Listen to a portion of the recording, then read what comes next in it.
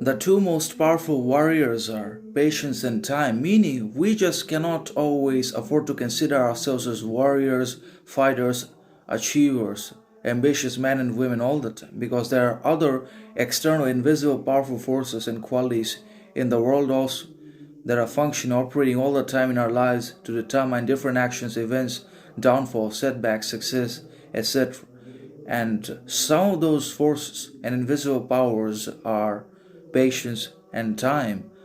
Obviously, without patience, we are nothing. And certainly, without having time in our lives, we are also not anything at all.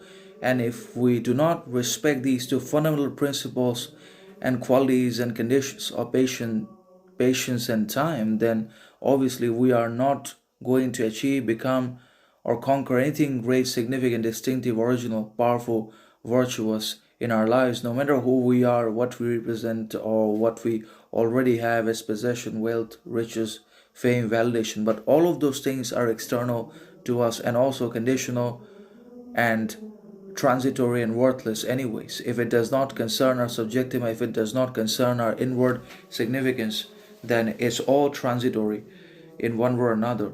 And when we are patient, when we are aware, then we can really achieve a lot of things and go far in our lives despite external difficulties, outside judgment, circumstantial or public criticism, chaos, corruption, barriers, etc. We can still go far ahead, to move through a lot of difficulties, hurdles, impediments, and achieve and accomplish greatness, significance, substance, truth in our lives if we can develop and if we can also simultaneously exercise patience and time in our lives, because only He has time who always respects, who is always aware of the limitations and transitoriness of his own time as a human being.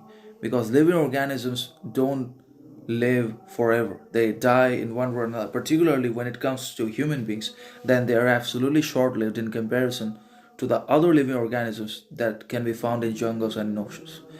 So, obviously, if we are not aware of our own limited, restrained, prohibited time, if we do not have enough awareness and consciousness regarding the limitations and prohibitions of our time, and that we're limited because we're living organisms, we're going to that, then we're never going to have any time at all. But if we learn to treat and behave time with absolute and unconditional respect, admiration, character, authenticity, clarity, sovereignty, originality all the time, then we're always going to have time for ourselves, for our accomplishments, achievements, ambitions.